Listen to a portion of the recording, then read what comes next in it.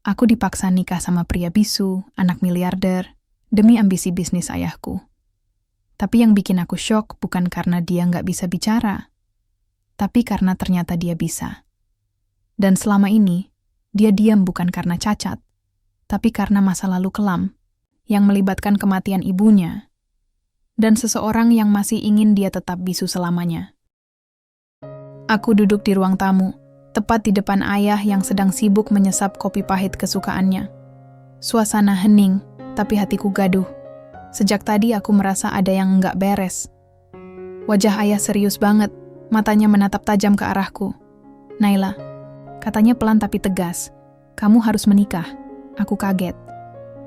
Menikah? Sama siapa? Ayah menyandarkan tubuhnya ke sofa. Sama Alvan, anak Pak Robi. Jantungku rasanya berhenti berdetak. "Yang bisu itu? Jaga bicaramu," bentak ayah, langsung bikin aku terdiam. Dia bukan orang sembarangan. Ayah butuh kerja sama dengan ayahnya.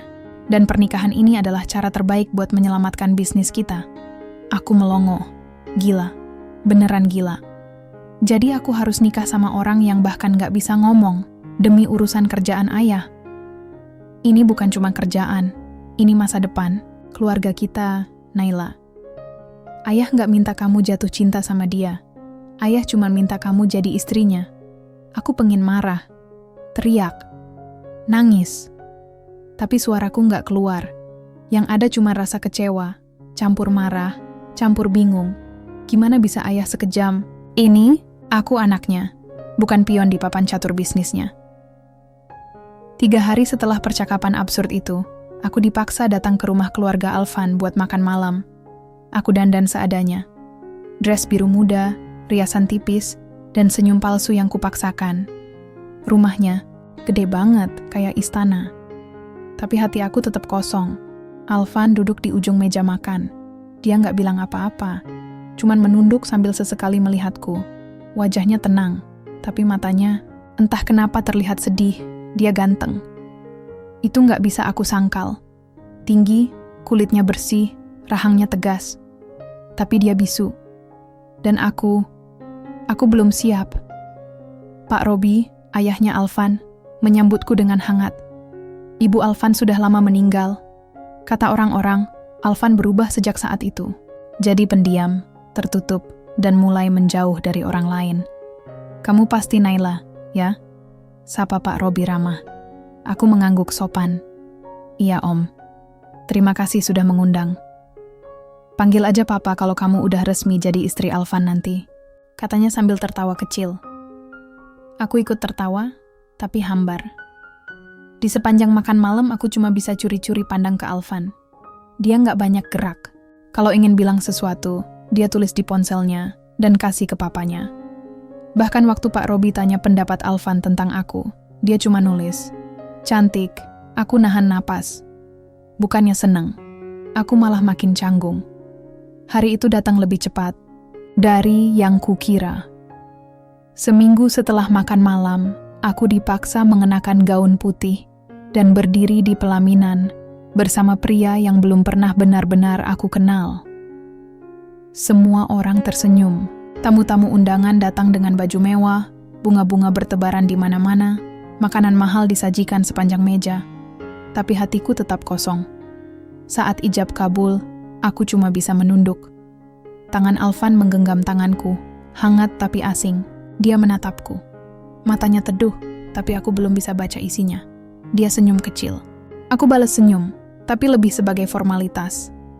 Setelah akad selesai, kami duduk berdua di pelaminan. Banyak yang ngucapin selamat. Banyak yang bilang kami pasangan serasi.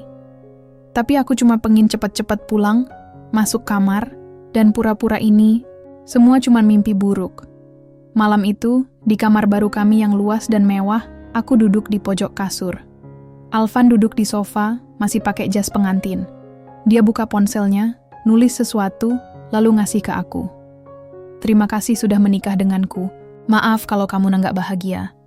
Aku nggak jawab. Nggak tahu harus jawab apa. Aku bahkan belum bisa ngerti perasaan sendiri. Yang ada cuma bingung, kesel, dan lelah.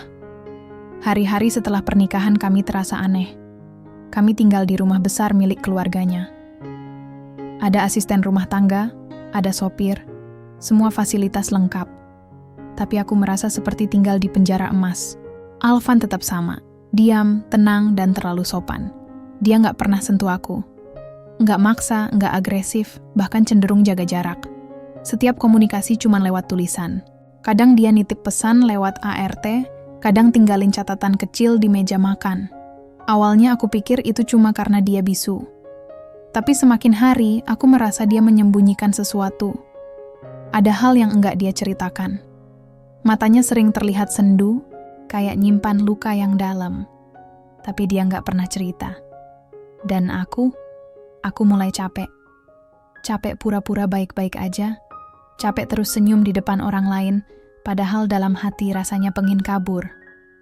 Tapi aku juga sadar, aku sudah menikah. Dan kalau memang harus dijalani, aku harus tahu siapa sebenarnya pria yang kini jadi suamiku. Alvan. Pria yang diamnya justru makin bikin aku penasaran. Hari pertama jadi istri Alvan rasanya aneh banget. Aku bangun pagi di kamar yang terlalu besar buat satu pasangan baru. Tempat tidur kami king size, tapi jarak di antara kami lebih luas dari samudra. Dia tidur di ujung ranjang. Rapi. Diam. Bahkan saat aku bangun dan bangun-bangun dia masih melek. Cuma rebahan dengan mata kosong menghadap langit-langit. Aku sempat ngelirik, tapi dia nggak bereaksi. Pagi, ucapku ragu. Dia menoleh, senyum tipis, lalu mengangguk. Itu aja, aku bangun, mandi, dan turun ke ruang makan. Di sana sudah ada sarapan lengkap, roti, telur, jus, buah. Tapi suasananya kayak hotel bukan rumah. Dingin dan kaku. Cuman ada ART yang bolak-balik, dan Alvan duduk di meja main ponsel sambil sesekali ngelirik aku. Beberapa menit kemudian, dia dorong ponselnya ke arahku. Di layar ada tulisan, "Mau kemana hari ini? Kalau butuh supir tinggal bilang." Aku ngangguk pelan. Aku belum tahu, kayaknya di rumah aja. Dia balas dengan satu anggukan, terus kembali ngelihatin ponselnya. Lagi. Ya ampun. Ini suami atau robot? Waktu jalan-jalan keliling rumah, aku sadar rumah ini gede banget. Ada ruang kerja, perpustakaan, studio musik, bahkan taman kecil dengan kolam ikan. Tapi seindah apapun tempatnya, tetap nggak bisa nutupin kenyataan kalau aku ngerasa kayak tamu di rumah sendiri. Aku nyari cari aktivitas biar nggak stres. Mulai dari beberes kamar, baca buku, sampai nonton film sendiri. Tapi semua itu tetap nggak bisa bikin aku lupa kalau aku nikah sama orang yang bahkan nggak bisa ajak ngobrol. Kadang aku mikir, kenapa harus Alvan? Kenapa bukan cowok lain? Minimal yang bisa jawab kalau aku ngomong. Tapi setiap aku mulai kesel, entah kenapa wajah Alvan muncul di kepalaku. Ada yang bikin aku mikir 2 kali buat marah ke dia. Dia nggak pernah jahat, nggak pernah kasar. Bahkan bisa dibilang dia terlalu lembut dan sopan. Tapi ya itu, dia nggak pernah benar-benar hadir. Badannya di situ, tapi pikirannya kayak ke tempat lain. Sore itu aku lihat dia duduk sendiri di taman belakang, mainin buku catatan kecil dan pulpen. Aku penasaran. Pelan-pelan aku jalan ke arahnya dan duduk di bangku seberang. Dia kaget, tapi langsung senyum. Terus balik lagi nulis. Lagi nulis apa? Tanyaku. Dia ragu-ragu nunjukin. Tapi akhirnya dia kasih juga. Di situ ada tulisan tangan yang rapi banget. Hari ini cerah, tapi angin agak dingin. Kalau bisa bilang, mungkin aku bakal cerita ke kamu. Gimana rasanya diam dalam dunia yang penuh suara? Aku diam. Nggak tahu harus bilang apa. Kalimatnya sederhana, tapi kena banget. Kamu suka nulis? Tanyaku akhirnya. Dia mengangguk. Kenapa nggak pakai aplikasi? Aja, kan lebih gampang. Dia senyum, lalu nulis lagi. Aku lebih suka tulisan tangan. Terasa lebih jujur. Aku baca pelan-pelan, dan entah kenapa, dadaku sesak. Dia nggak bilang apa-apa, tapi aku mulai ngerti. Mungkin dia bukan nggak mau bicara. Mungkin dia cuma nggak bisa. Bukan cuma secara fisik, tapi juga secara emosional. Malamnya, aku masuk ke kamar lebih dulu. Alvan belum naik. Aku berdiri di depan cermin, lihat pantulan diriku sendiri. Gaun tidur putih, rambut digerai, wajah tanpa makeup. Aku kelihatan kosong. Lalu pintu kamar terbuka. Alvan masuk. Dia nggak bilang apa-apa, ya jelas. Cuma senyum lalu buka kemeja, ganti baju, dan ambil selimut tambahan buat tidur di sofa. Aku bengong. Kamu mau tidur di sana? Dia cuma ngangguk. Aku tarik napas panjang. Kenapa sih kamu selalu jaga jarak? Aku tahu kita nggak nikah karena cinta, tapi kita suami istri, Van. Dia berhenti sebentar, lalu nulis. Aku nggak mau kamu ngerasa terpaksa. Aku tahu kamu belum siap, jadi aku tunggu sampai kamu nyaman. Seketika, mataku panas. Bukan karena dia romantis, tapi karena aku malu. Malu sudah salah sangka. Aku pikir dia dingin, cuek, bahkan nggak peduli. Tapi ternyata, dia lebih peka dari semua pria yang pernah aku kenal. Aku nggak jawab, cuma menarik selimut dan memejamkan mata. Tapi dalam hati, aku mulai bertanya-tanya. Siapa sebenarnya Alvan? Dan luka sebesar apa yang dia sembunyikan di balik diamnya? Sudah seminggu aku tinggal serumah sama Alvan. Awalnya aku pikir hari-hari bakal dipenuhi canggung dan diam-diaman, tapi ternyata, ya, tetap canggung, tapi ada yang berubah. Entah karena aku mulai terbiasa, atau karena Alvan pelan-pelan bikin aku penasaran. Dia nggak pernah nyari masalah. Bahkan kadang terlalu baik. Bangun pagi lebih dulu, nyiapin sarapan bareng ART, ngecek kerjaan keluarganya dari laptop, dan sore biasanya duduk di taman. Nulis-nulis di buku catatan kecilnya. Setiap kali dia nulis, aku selalu bertanya-tanya. Apa yang dia pikirin? Apa yang dia pendam? Hari itu aku iseng masuk ke ruang kerja Alvan. Dia lagi duduk di depan piano. Tangannya bergerak pelan di atas tuts. Suaranya lembut, tapi nadanya sedih. Tanganku refleks nyentuh dadaku. Musik itu bikin aku nggak tenang. Aku nggak tahu kamu bisa main piano, ucapku pelan. Dia menoleh, lalu senyum tipis. Nggak jawab, cuma nulis di ponselnya. Aku suka musik. Waktu kecil, ibu yang ngajarin. Aku mendekat. Boleh aku dengerin kamu main? Dia mengangguk. Lalu jemarinya mulai menari lagi di atas tuts. Lagu klasik, tapi aku nggak tahu judulnya. Yang aku tahu, alunan itu rasanya seperti memeluk luka. Entah luka siapa. Waktu dia selesai, aku duduk di sebelahnya. Ibumu pasti orang yang hebat ya? Dia diam sejenak, matanya sayu. Lalu menulis lagi. Iya, dia orang paling sabar yang pernah aku kenal. Aku bisa lihat matanya mulai berkaca-kaca. Aku langsung menyesal nanya. Maaf, kalau kamu nggak nyaman, dia cepat-cepat geleng. Lalu nulis lagi. Aku pengen cerita. Tapi belum sekarang. Aku mengangguk. Entah kenapa, aku mulai ngerti cara berkomunikasi dengan Alvan. Bukan dari kata-katanya, tapi dari matanya. Dan hari itu, aku sadar satu hal. Ada luka di matanya. Luka yang belum sembuh. Luka yang nggak kelihatan, tapi dalam banget. Beberapa hari kemudian, aku ketemu Bu Rika, salah satu RT yang udah lama kerja di rumah ini. Orangnya ramah dan cerewet, beda banget sama suasana rumah yang sunyi. Waktu aku bantu di dapur, dia senyum-senyum sambil motong buah. Bu Naila kelihatan makin akrab sama Mas Alvan ya, katanya. Aku nyengir. Pelan-pelan sih Bu, tapi jujur aja, aku masih belum bisa ngerti dia sepenuhnya. Bu Rika berhenti motong. Nggak gampang memang. Mas Alvan itu orangnya tertutup. Sejak kejadian itu dia berubah total. Aku langsung nengok. Kejadian apa? Bu Rika kelihatan ragu. Saya nggak tahu boleh cerita atau enggak ya. Tapi dulu Mas Alvan bukan kayak sekarang. Dia ceria, cerewet, suka ngobrol. Tapi semua berubah sejak kecelakaan yang merenggut nyawa ibunya. Aku bengong. Kecelakaan? Iya, kecelakaan mobil. Waktu itu Mas Alvan masih SMA. Katanya, dia nyetir sendiri. Ibu ikut di sebelah. Mobil oleng pas di tikungan dan, ya, cuma Mas Alvan yang selamat. Aku nggak bisa ngomong apa-apa. Tiba-tiba semuanya masuk akal. Diamnya, sedih di matanya, buku catatan, dan musik sendu di piano itu.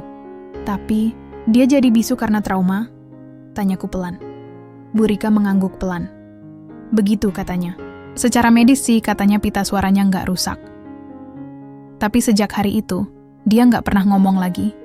Kayak ada yang ngeblok. Katanya sih, dia ngerasa bersalah banget.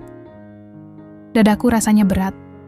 Aku langsung balik ke kamar dan duduk lama di ranjang sambil mikirin semua yang barusan aku denger.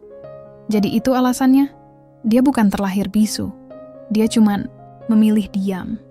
Dan yang paling bikin hatiku nyesek, aku baru sadar. Selama ini, aku marah ke dia karena merasa dipaksa menikah.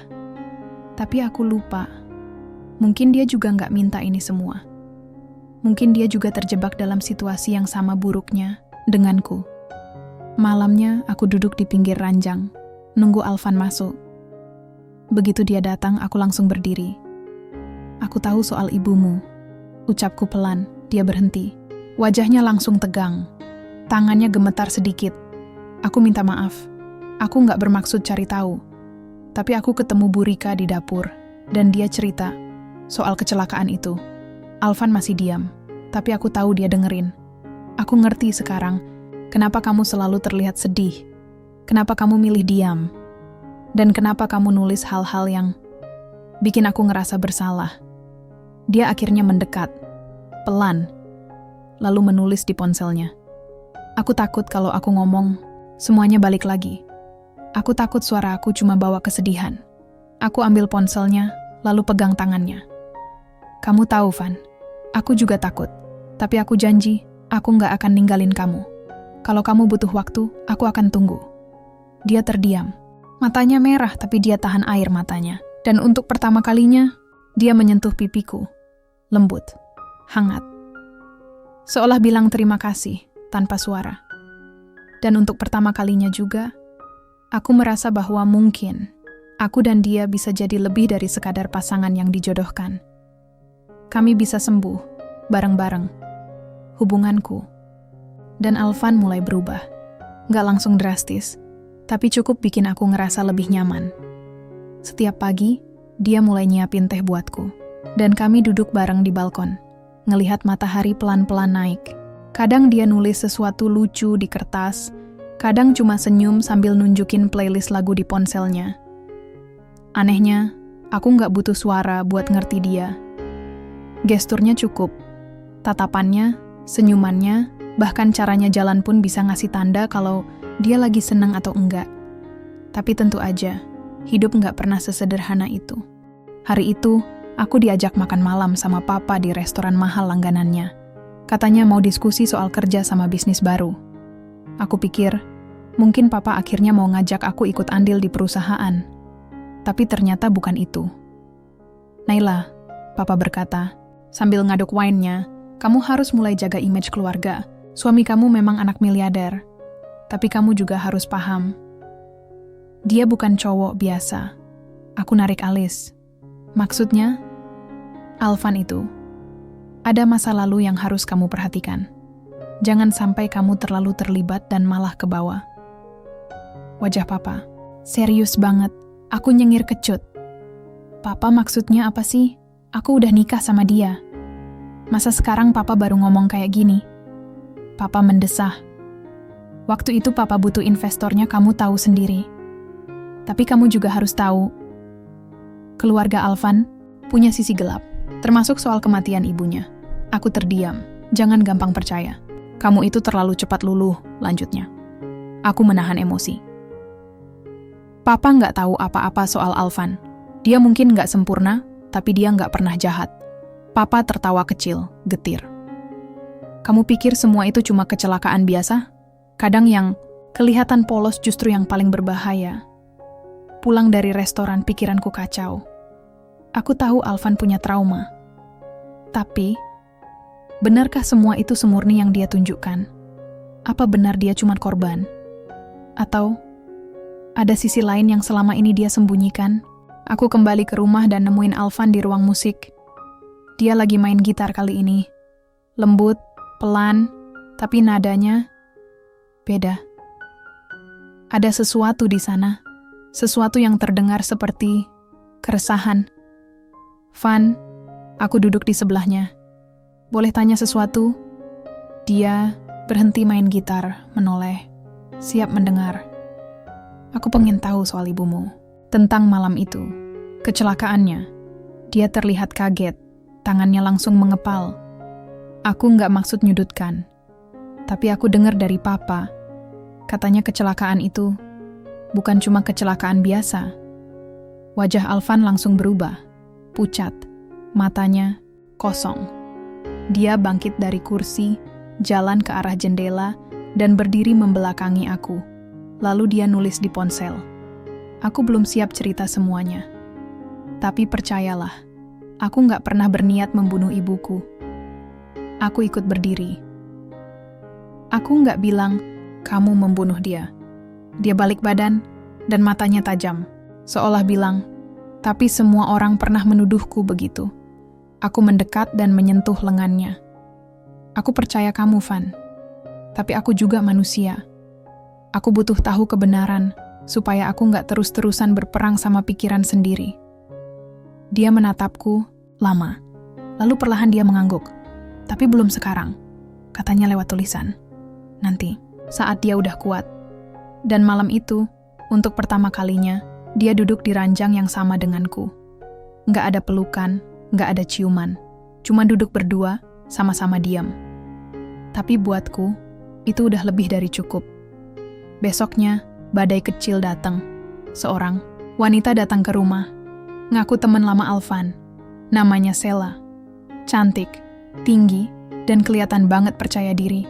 Aku sahabat Alvan dari kecil, katanya sambil senyum manis ke aku. Tapi senyumnya nyebelin. Tipikal senyum manis yang penuh racun. Waktu Alvan hilang suaranya, aku yang nemenin dia terapi. Lanjutnya sambil nyentuh lengan Alvan seolah udah akrab banget. Aku cuma bisa nyengir ketus. Wah, makasih ya udah bantu dia. Alvan kelihatan canggung. Dia buru-buru ambil buku catatan dan nulis. Dia datang tanpa kabar. Maaf, aku nggak tahu dia mau kesini. Tapi Sela nggak berhenti. Aku cuma pengen ngobrol sebentar. Nostalgia. Kamu nggak keberatan kan, Naila? Aku cuma bisa manggut. Tapi dalam hati aku bilang, kalau kamu nyakitin Alvan, atau main-main, aku yang turun tangan langsung. Sela ngajak Alvan ngobrol di taman.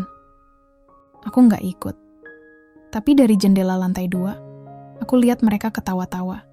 Dan aku lihat senyum Alvan. Senyum yang belum pernah dia kasih ke aku. Dan saat itu juga, ada sesuatu di dadaku yang kayak ditusuk pelan-pelan. Cemburu? Iya, tapi lebih dari itu, aku takut. Takut kalau ternyata aku bukan satu-satunya yang ngerti Alvan. Takut kalau ternyata suara dari masa lalunya bakal nyeret dia balik. Sejak kedatangan Sela, semuanya berubah. Alvan yang biasanya kalem dan fokus sama rutinitas, sekarang jadi sering keluar kamar tanpa bilang. Kadang sore pulang, kadang malam, dan setiap kali aku tanya lewat chat atau kertas, jawabannya selalu singkat. Ada urusan sedikit, Naila. Awalnya aku berusaha percaya, tapi makin lama, rasa curiga itu makin besar. Sela juga masih sering datang ke rumah. Kadang cuma 15 menit, kadang 1 jam. Selalu dengan baju elegan, makeup tipis tapi menonjol, dan senyum manis yang entah kenapa bikin perutku mual. Aku mulai bertanya-tanya, siapa sebenarnya wanita itu? Teman lama? Mantan? Atau seseorang yang lebih penting dari yang Alvan pernah bilang? Satu malam, Alvan pulang hampir jam 10. Aku lagi nunggu di ruang tengah, pura-pura baca buku padahal dari tadi bolak-balik ngelirik jam. Begitu dia masuk rumah, aku langsung berdiri. Kamu dari mana? Dia kaget, lalu buru-buru ngeluarin ponselnya. Ngobrol sama investor. Sela ikut karena dia kenal juga. Sela lagi, aku nggak bisa nahan nada suara. Dia terdiam. Wajahnya menunjukkan kalau dia nggak mau ribut. Tapi aku udah terlalu penuh sama pertanyaan. Aku ini istri kamu, Van. Kamu nggak harus jelasin semuanya. Tapi jangan juga ngelupain aku kayak aku cuma figuran dalam hidup kamu. Dia mendekat, nulis lagi, aku nggak lupain kamu, tapi ini penting. Aku nggak pengin kamu ikut ke lingkaran masalah lama. Masalah apa? Aku nggak ngerti. Kamu selalu bilang, nanti.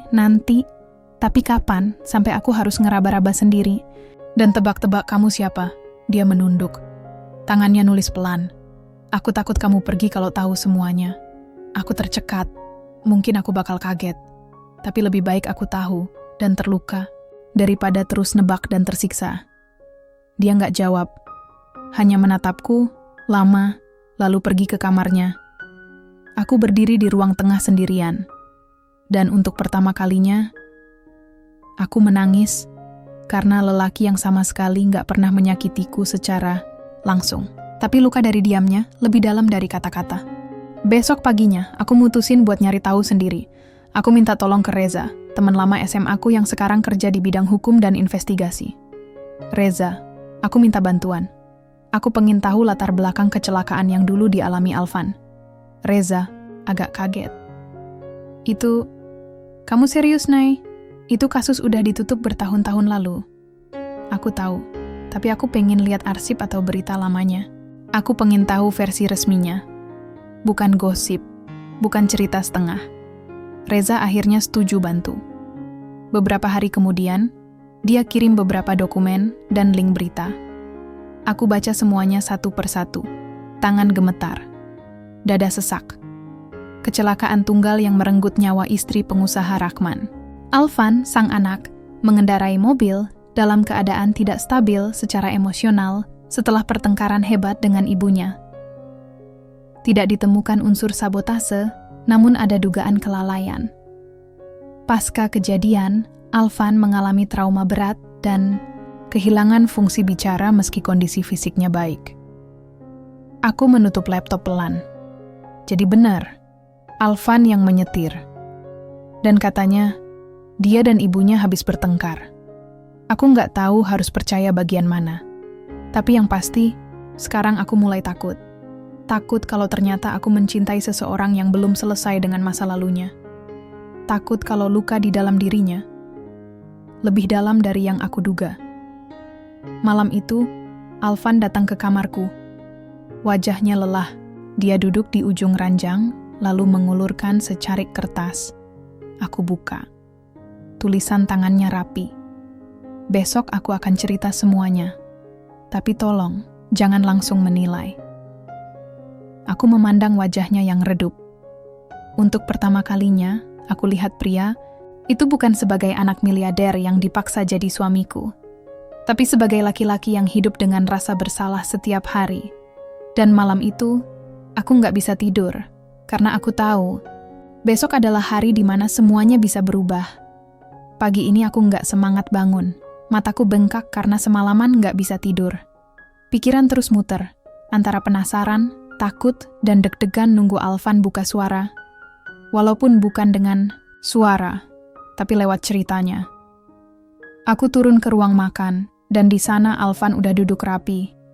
Ada 2 cangkir teh, roti panggang, dan sebuah kotak kayu kecil di atas meja. Matanya menatapku tenang. Tapi aku bisa lihat ada kecemasan di balik tatapannya. Dia menyuruhku duduk, lalu mendorong kotak itu pelan ke arahku. Aku buka perlahan. Di dalamnya ada tumpukan kertas tua, beberapa foto, dan rekaman suara. Aku ambil alat perekam kecil yang udah agak berdebu. Tanganku gemetar waktu pencet tombol play. Suara perempuan terdengar. Lembut, hangat. Alvan, kalau mama pergi, jangan pernah salahin diri kamu. Kamu anak mama yang paling kuat. Mama tahu kamu ngerasa beda, tapi itu bukan salahmu. Aku refleks tutup mulut. Air mata langsung netes. Itu? Suara ibunya? Alvan menunduk. Lalu dia ngeluarin selembar kertas, mulai menulis. Waktu itu, aku dan mama berantem hebat. Aku remaja, keras kepala, dan egois. Aku nggak suka dijodohin. Aku marah karena papa terlalu sibuk bisnis, dan mama jadi satu-satunya tempat aku luapin semua emosi. Aku membaca tiap kalimat dengan dada sesak. Alvan lanjut nulis lagi. Hari itu, aku nekat nyetir mobil. Mama maksa ikut karena nggak mau aku pergi sendiri. Di jalan, aku makin emosi. Kami masih debat. Aku nggak lihat jalanan. Mobil nabrak pohon. Mama duduk di sebelahku. Aku menahan napas. Dia berhenti nulis sejenak. Tangannya gemetar. Aku cuma luka ringan. Tapi mama meninggal di tempat. Polisi bilang, gak ada unsur kesengajaan. Tapi semua orang, termasuk papa, anggap itu salahku. Bahkan aku pun percaya itu salahku. Dia berhenti menulis. Tangannya menutup wajah. Bahunya bergetar. Dan saat itu, aku tahu, dia gak cuma kehilangan suara karena kecelakaan. Dia kehilangan dirinya sendiri. Aku mendekat, pelan-pelan melingkarkan tanganku di bahunya. Dia gak menangis keras, tapi tubuhnya menggigil. Seluruh rasa bersalah bertahun-tahun itu, baru hari ini keluar semua. Aku bisik, "Kamu gak jahat, Van. Kamu cuma anak yang terluka." Dia menatapku. Air matanya masih mengalir, lalu dia menulis lagi, pelan. Setelah itu, aku gak bisa bicara. Bukan karena pita suara rusak, tapi karena trauma. Setiap kali mau bicara, aku dengar suara mama dalam kepalaku. Aku menelan ludah. Jadi, selama ini dia bukan bisu total secara medis, tapi terjebak dalam trauma yang belum selesai. Kenapa kamu gak bilang dari awal? Dia nulis, "Karena aku takut kamu ilfeel. Takut kamu pikir aku lemah. Takut kamu tinggalkan aku seperti semua orang." Aku terdiam. Jantungku sakit bacanya. "Alvan, semua orang punya luka. Tapi bukan berarti mereka gak layak dicintai." Dia menatapku lama. Lalu, untuk pertama kalinya, tangannya menggenggam jemariku erat. Hangat, penuh rasa. Sorenya, saat aku lagi beberes kamar, aku nemu surat yang belum sempat kubuka. Dari Reza. Isinya, laporan investigasi tambahan soal Sela. "Naila, kamu harus hati-hati. Sela dulunya terobsesi sama Alvan. Bahkan sempat ngaku tunangannya, padahal gak pernah ada ikatan resmi. Dia orang pertama yang datang ke rumah sakit waktu kecelakaan, tapi juga satu-satunya yang menyebarkan rumor kalau Alvan yang sengaja nyetir ugal-ugalan karena dendam ke ibunya." Aku menatap surat itu, ngeri. Jadi, Sela lebih dari sekadar teman lama. Dia bisa jadi salah satu penyebab trauma Alvan makin parah. Aku cengkeram surat itu erat. Sela harus jauh dari Alvan.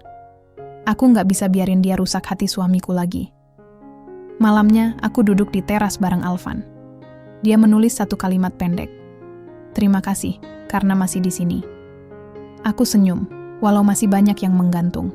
Tapi malam ini satu hal pasti, aku gak akan pergi. Apapun yang terjadi, aku akan tetap tinggal. Karena sekarang, aku tahu, suamiku bukan lelaki bisu.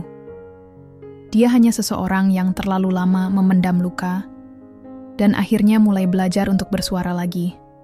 Aku pikir, semuanya bakal jadi lebih ringan setelah Alvan jujur soal masa lalunya. Tapi ternyata, justru disitulah badai yang sesungguhnya mulai datang. Siang itu, saat aku lagi beresin beberapa dokumen untuk proyek kecilku di rumah, pintu diketuk keras.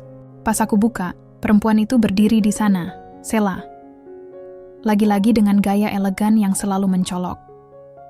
"Kita perlu bicara," katanya tegas. Aku sempat mau nutup pintu lagi, tapi dia langsung menahan. Aku cuma butuh 5 menit. Setelah itu aku pergi. Dengan terpaksa aku mundur dan membiarkannya masuk. Dia langsung duduk di ruang tamu tanpa permisi, seakan-akan rumah ini miliknya. "Aku tahu kamu udah mulai dekat sama Alvan," katanya tanpa basa-basi. "Dan kamu mungkin pikir kamu ngerti dia. Tapi kamu salah besar, Naila."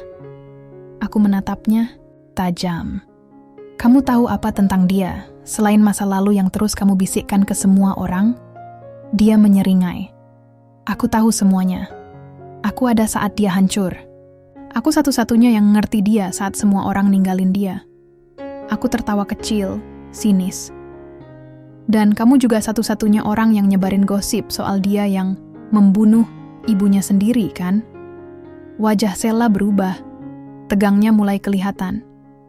"Jadi, kamu udah tahu semua?" bisiknya pelan. Aku berdiri, menatapnya tanpa gentar. "Dengerin baik-baik, Sela. Kamu gak punya hak lagi datang dan nyoba rusak hidup Alvan. Dia udah cukup menderita. Aku gak akan biarin kamu ulangin semua itu." Sela berdiri juga. "Aku gak akan biarin kamu rebut dia dari aku. Aku nggak rebut siapa-siapa. Jawabku dingin. Aku cuma nemenin suamiku sembuh. Sesuatu yang kamu sendiri nggak pernah lakukan. Dia berjalan pergi dengan mata berapi-api. Tapi aku tahu, dia belum selesai dan ternyata benar. Malamnya aku dan Alvan lagi makan malam bareng. Tiba-tiba handphoneku bunyi. Pesan masuk dari nomor tak dikenal. Kalau kamu pikir, kamu menang, kamu salah. Tanyakan pada suamimu kenapa dia bisa tetap hidup sementara ibunya mati. Jantungku langsung berdetak cepat. Aku tunjukin pesan itu ke Alvan. Dia kaget, wajahnya langsung pucat. Tangannya gemetar saat menulis. Itu Sheila. Dia satu-satunya yang tahu kalimat itu. Dulu dia sering ngulang-ulang itu di telingaku saat aku di rumah sakit. Aku pegang tangannya. Dia udah mulai ganggu. Kita harus ambil langkah. Alvan mengangguk, lalu menulis. Aku akan ketemu dia. Sekali ini aja, biar semuanya selesai. Aku nggak setuju awalnya, tapi aku juga tahu, kalau kami terus diam, dia bakal makin gila. Hari berikutnya, mereka janjian ketemu di kafe yang cukup sepi. Aku ikut, tapi nunggu di mobil sambil mantau dari jauh. Alvan duduk sendiri. Nggak lama kemudian, Sheila datang dan langsung duduk di depannya. Mereka ngobrol. Atau lebih tepatnya, Sheila banyak bicara sementara Alvan hanya menanggapi dengan tulisan. Sampai akhirnya, aku lihat Sheila berdiri dan mulai menunjuk-nunjuk ke arah Alvan dengan ekspresi marah. Orang-orang mulai nengok. Aku buru-buru keluar mobil dan lari ke arah mereka. Ada masalah? Aku tanya tajam. Sheila mendekatiku, wajahnya penuh kemarahan. Kamu pikir kamu bisa bantu dia lepas dari trauma? Kamu pikir cinta kamu cukup buat sembuhin semua yang udah dia lakukan? Dia nggak melakukan apa-apa selain berjuang hidup, balasku tegas. Dan di saat itu, Alvan tiba-tiba berdiri. Mulutnya terbuka sedikit. Dan untuk pertama kalinya aku dengar suaranya. Serak, pelan, tapi cukup jelas. Cukup, Sheila. Jangan ganggu istri aku lagi. Sheila tertegun. Semua orang yang dengar terdiam. Bibirku bergetar. Aku menatap Alvan, nggak percaya. Dia bicara? Aku hampir menangis. Sheila shock, lalu melangkah mundur. Kamu bisa bicara? Alvan hanya menatapnya datar. Aku bisa, tapi aku nggak mau. Selama kamu masih ada di hidupku. Sheila pergi dalam diam. Dan di detik itu aku tahu, Alvan baru saja menang melawan dirinya sendiri. Malamnya kami duduk di teras rumah. Aku peluk dia erat-erat. Kamu hebat, bisikku. Dia hanya balas dengan senyum kecil. Aku tahu, ini belum akhir dari semua. Tapi hari ini adalah titik balik. Hari ini, pria yang kupikir akan diam selamanya, akhirnya bicara. Dan itu semua bukan karena paksaan, tapi karena cinta. Aku pikir semuanya udah reda setelah Alvan bicara di kafe itu. Tapi ternyata, badai belum benar-benar berlalu. Malam itu, setelah kejadian di kafe, kami pulang dalam diam. Tapi bukan diam yang sunyi, lebih ke diam yang damai. Alvan duduk di balkon, aku temani sambil selimutan bareng. Dia menulis di catatannya. Aku nggak tahu kenapa tiba-tiba bisa bicara tadi. Tapi rasanya kayak ada beban besar yang jatuh dari punggungku. Aku senyum kecil. Mungkin karena kamu udah mulai berani melawan masa lalu kamu sendiri. Dia angguk pelan, tapi kemudian tulis lagi. Tapi ada satu hal yang belum kamu tahu, tentang Papa. Aku menatapnya, sedikit bingung. Papa kamu? Dia menatap langit. Nafasnya berat, lalu mulai menulis. Waktu Mama meninggal, Papa berubah. Dia nggak pernah nyalain aku langsung, tapi dia juga nggak pernah nyentuh aku lagi. Dia seperti nyalahin aku dalam diam. Kamu yakin masih mau sama aku? Dengan semua kekuranganku. Aku menatap matanya. Aku justru jatuh cinta sama kamu, karena kamu berani ngadepin kekuranganmu. Dia mencium keningku. Dan malam itu, kami tahu badai terbesar sudah berlalu. Tapi, hidup baru benar-benar dimulai. Sudah 2 minggu sejak kejadian dengan Sheila. Hidupku dan Alvan mulai terasa normal. Nggak ada drama, nggak ada ancaman. Kami bisa makan bareng tanpa waspada, bisa jalan santai tanpa menoleh ke belakang, dan yang paling penting, Alvan mulai berani bicara di depan umum. Bukan berarti semuanya langsung sempurna. Kadang Alvan masih kesulitan cari kata. Kadang dia masih gugup kalau harus bicara panjang. Tapi dia terus berusaha. Dan aku bangga setiap kali dia buka suara, sekecil apapun itu. Hari itu, kami berdua lagi di kafe kecil dekat taman. Alvan lagi buka laptop, nyusun rencana bisnis barunya. Nggak besar sih. Dia pengen mulai dari bawah dulu, bangun usaha sendiri, tanpa bayang-bayang ayahnya yang miliarder itu. Aku mau bikin tempat terapi seni, katanya waktu itu. Aku langsung angguk semangat. Itu keren banget, cocok buat kamu. Sekalian bantu orang lain yang pernah ngerasain trauma kayak kamu. Dia senyum. Iya, aku pikir luka itu nggak selalu harus disembuhin. Kadang cukup dipahami. Kata-katanya bikin dadaku hangat. Alvan bukan cuma berubah, tapi dia tumbuh jadi pria yang luar biasa. Tapi sore itu, sebuah kejutan muncul. Bukan dari Alvan, bukan juga dari Sela, melainkan dari masa laluku. Saat kami pulang ke rumah, ada satu mobil asing parkir di depan pagar, dan dari dalam mobil keluar seorang pria. Umurnya sekitar 40-an. Wajahnya familiar banget, tapi butuh beberapa detik sampai otakku benar-benar sadar siapa dia. Mas Dimas, dia menoleh dan tersenyum canggung. Hai Naila, aku langsung kaku. Dimas adalah mantan tunanganku dulu. Orang yang pernah jadi bagian besar dalam hidupku, sampai semuanya hancur karena satu pengkhianatan besar. Dia yang dulu ninggalin aku pas aku lagi di titik terlemah, saat ibuku sakit keras. Alvan berdiri di sampingku, jelas heran. Aku cuma bisa bilang pelan, ini Dimas, mantan tunanganku. Dimas mengangguk, lalu menatap Alvan. Saya cuma mau bicara sebentar sama Naila. Gak lama.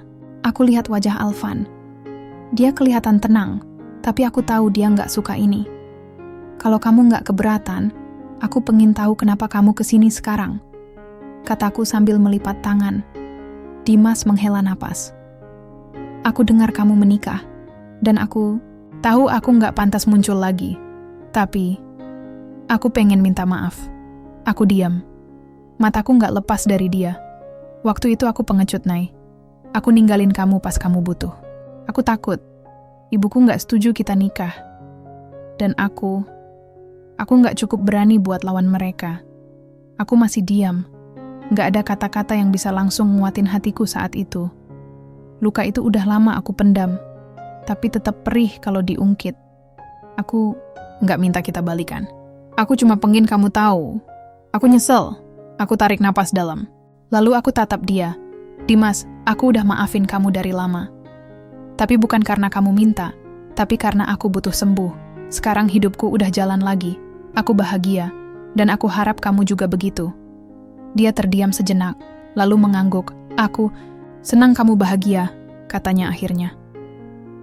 Dia berbalik, lalu masuk ke mobilnya lagi. Tapi sebelum pergi, dia sempat menatap Alvan dan berkata pelan, kamu pria beruntung, jangan sia-siakan dia. Setelah mobilnya pergi, Alvan menarik tanganku lembut. Kamu gak apa-apa? Aku mengangguk. Gak apa-apa. Tapi ya, aneh juga ya, masa lalu itu kayak hantu. Kadang muncul pas kita udah ngerasa aman. Alvan tersenyum. Tapi kamu lebih kuat sekarang. Aku melirik dia. Iya, karena kamu.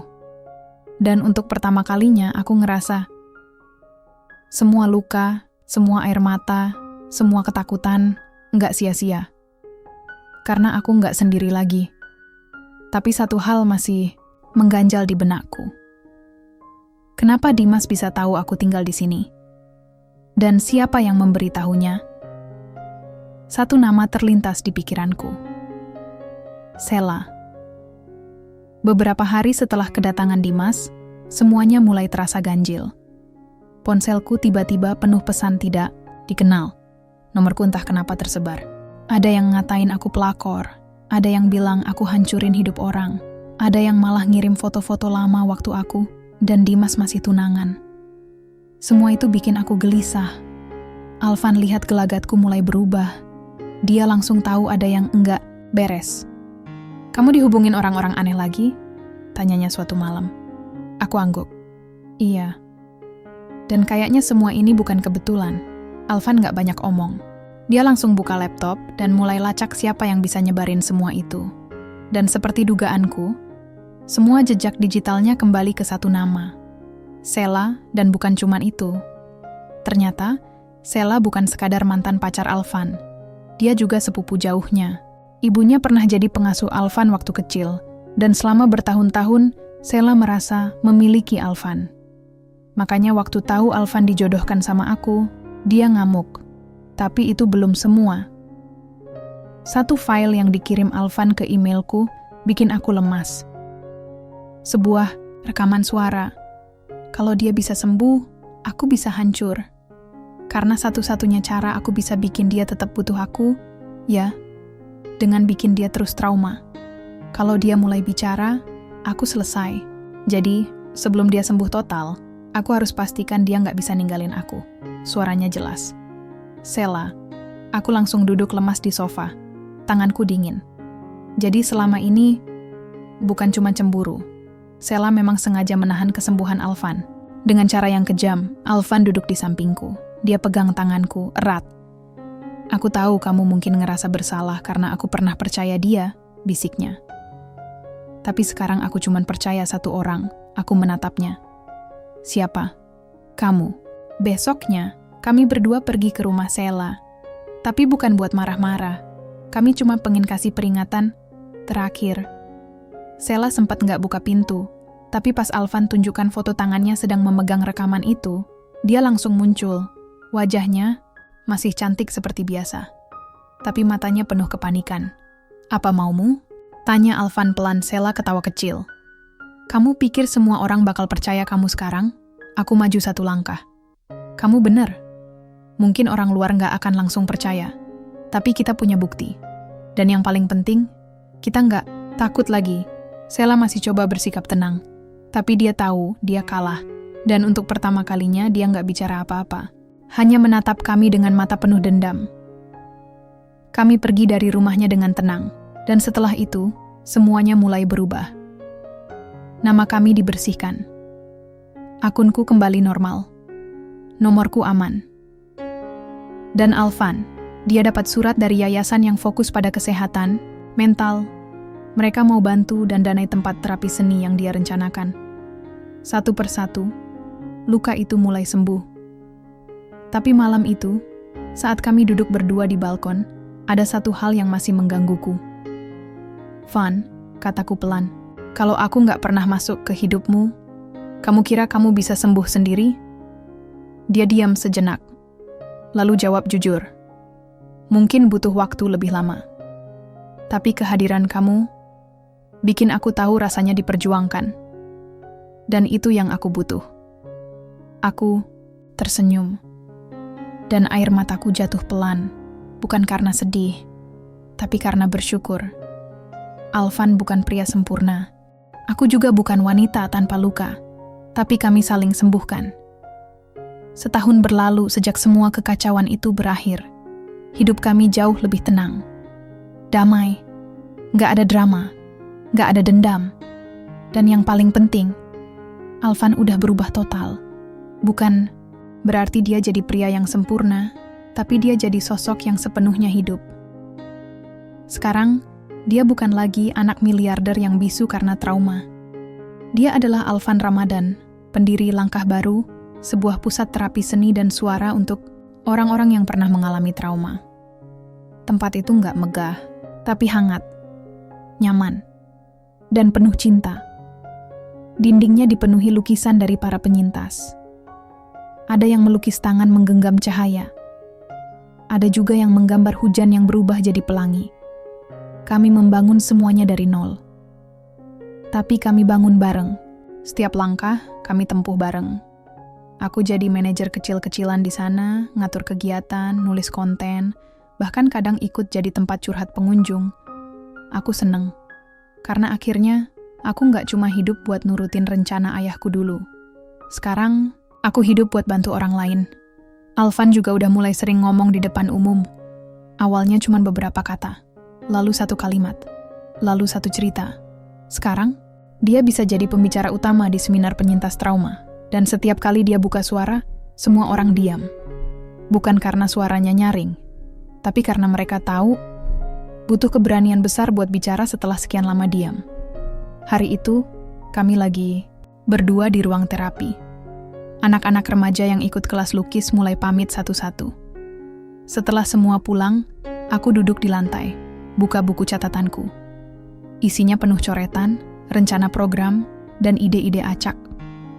Tiba-tiba Alvan duduk di sampingku, lalu kasih aku sebuah kotak kecil. Ini buat kamu, katanya pelan. Aku menatap kotaknya, lalu buka perlahan. Isinya sebuah cincin. Aku terdiam. Dulu kamu dipaksa nikah. Sekarang aku pengen kamu nikah lagi. Tapi bukan karena siapa-siapa. Bukan karena bisnis. Bukan karena trauma. Tapi karena cinta. Air mataku langsung jatuh. Aku bahkan gak bisa jawab. Aku cuman bisa mengangguk sambil senyum. Karena ini momen yang selama ini aku tunggu. Bukan momen sempurna, tapi momen yang nyata. Kami menikah secara sederhana.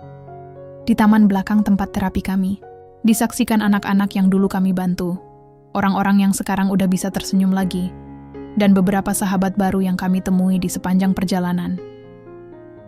Dan saat aku berjalan menuju Alvan, dengan gaun putih sederhana dan bunga liar di tangan, aku tahu satu hal.